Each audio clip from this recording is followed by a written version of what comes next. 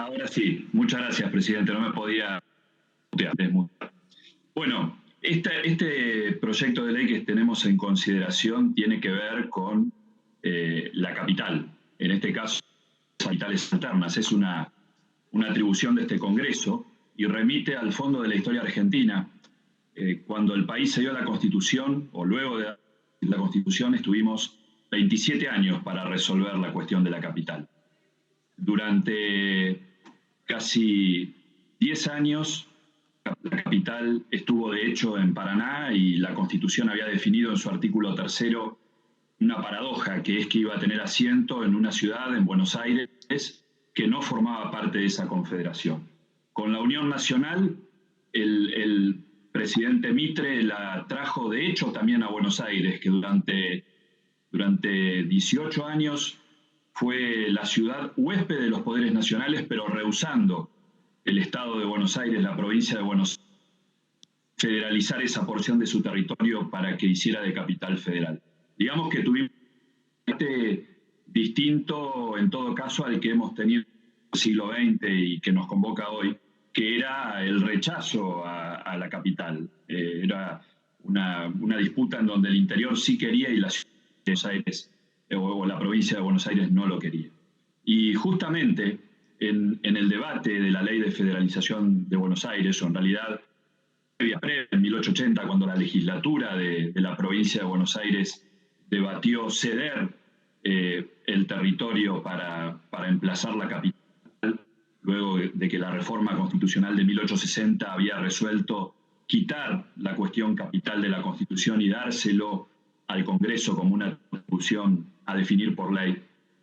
Hubo un célebre debate entre José Hernández y Leandro Alem, en donde Leandro Alem hizo una advertencia: si nosotros emplazamos la capital en la ciudad de Buenos Aires, vamos a tener un país con una cabeza enorme y un cuerpo raquítico que va a generar equilibrio, que va a generar un desarrollo desigual. Lo advirtió también Ezequiel Martínez Estrada en sus obras ya en el siglo XX, cuando esta decía se iba cumpliendo. Porque evidentemente a lo que dio lugar fue a un desarrollo que no fue equivalente a todas las regiones del país. Creo que, en definitiva, este proyecto de ley que hoy estamos tratando encarna en esa discusión, encarna en lo que ha generado no solo ese crecimiento de la ciudad de Buenos Aires, sino de toda el área metropolitana, del conurbano bonaerense en desmedro del país.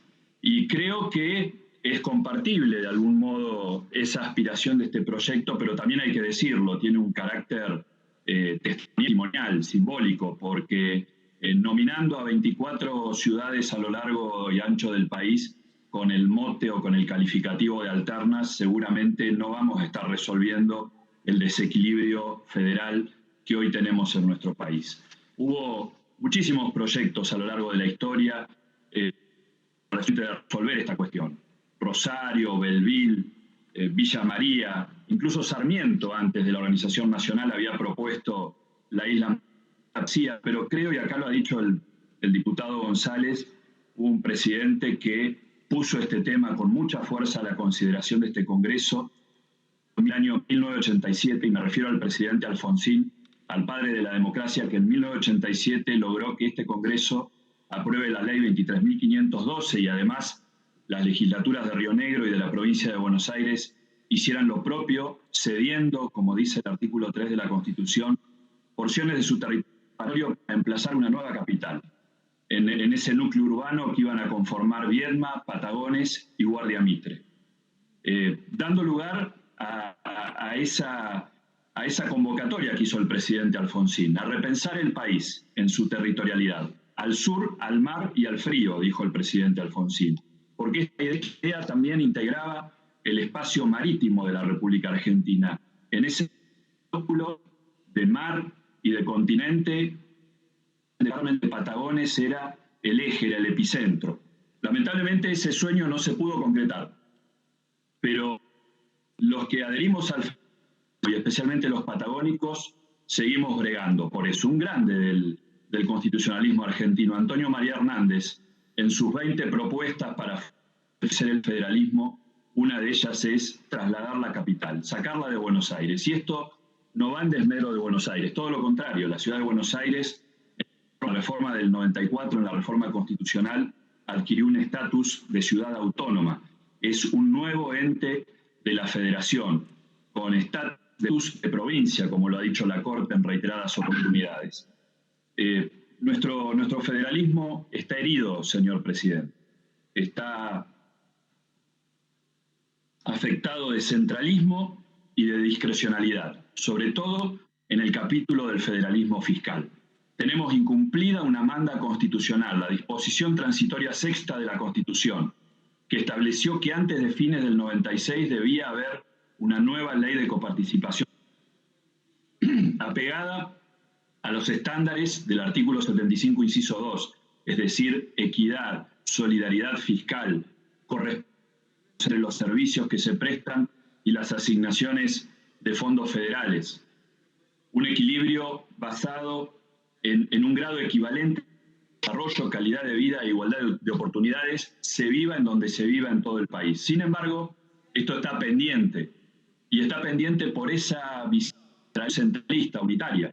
Hoy se habló de educación, se habló de la negación del derecho de estudiar que ha generado las consecuencias de la pandemia. Bueno, le pongo el caso de Chubut, sobre el cual he hablado en otras oportunidades. Hace más de 2 años que los chicos no tienen clases en forma regular.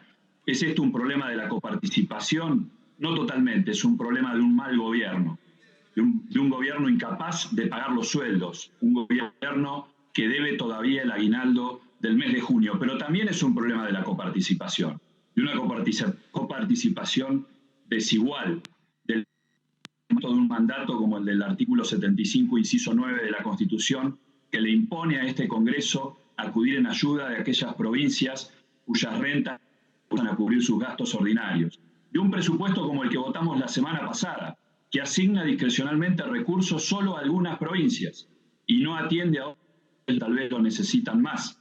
O lo que ha pasado hasta en lo que viene de la ejecución presupuestaria de este año, en donde una sola provincia se ha llevado más de la mitad de las asignaciones discrecionales del Tesoro Nacional, más allá de la coparticipación.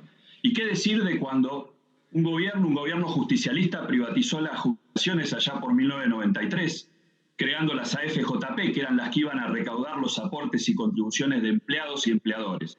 Esa desfinanciación del ANSES, que tenía que seguir pagando las jubilaciones ya otorgadas para atrás, se hizo a costa de las provincias, a las cuales en el pacto fiscal del 93 se les impuso quitarles el 15% de la coparticipación. Sin embargo, cuando en el año 2008 se reestatizó el sistema, no se dio a las provincias ese 15%. Algunas de ellas tuvieron que ir a la Corte para que recién en el 2015 se reconociera y se declarara la ilegalidad de ese proceder, y recién en el 2016 se les devolviera a las provincias la integridad de su coparticipación. Ese federalismo está herido porque, por ejemplo, en el AMBA, en la Ciudad de Buenos Aires, en el conurbano, el concedente de los servicios públicos como el agua, como la luz, es el Estado federal. En el resto de las provincias se las tienen que arreglar las provincias, que no disponen además de los subsidios.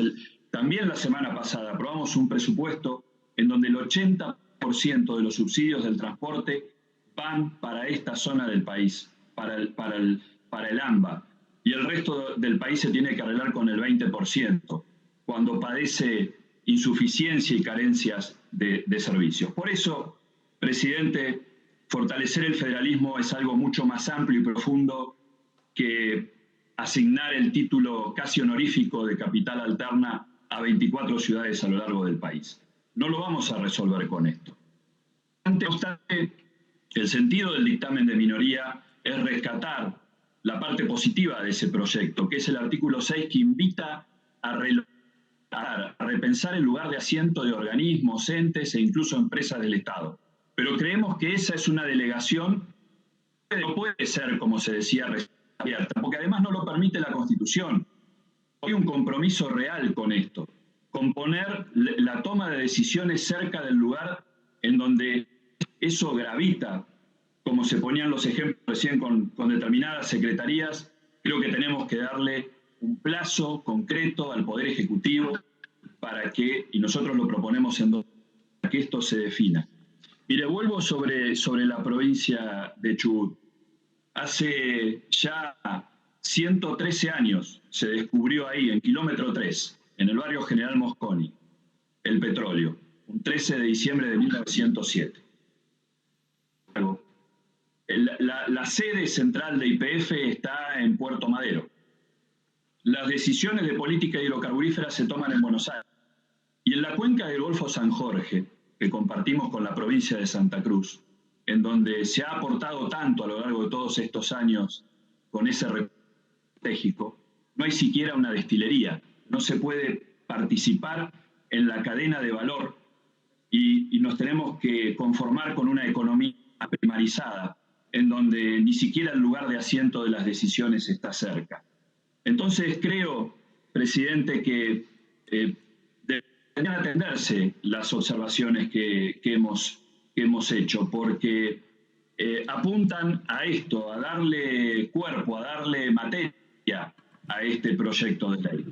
Y lo decimos también, ya voy terminando, señor presidente, lo decimos también para salvar algunas incorrecciones que tiene el proyecto de ley. Por ejemplo, no contemplar en ese gabinete federal, en el proceso de toma de decisiones que le va a tocar cada 24 meses a cada una de estas capitales alternas, porque esa es la rotación que propone, de contemplar a los legisladores nacionales, a los senadores, a los diputados nacionales, la información, lo que allí se decida. Y además, algo que apuntaba el diputado Tonelli ayer en la reunión de comisión, es que en ese anexo, que es una revisión del artículo donde se declaran ciudades capitales alternas, se está nominando en una de ellas, en la provincia de Buenos Aires, a un partido y no a una ciudad, el General Pueyrredón, cuando debe leerse en forma correcta la ciudad de Mar del Plata. Creemos entonces, señor presidente, que si prima la buena voluntad y si queremos realmente darle un sentido profundo, un contenido a este proyecto, deberían atenderse estas observaciones, estos aportes que hemos hecho en nuestro dictamen de minoría. Muchas gracias, señor presidente. Gracias, diputado Gustavo Mena.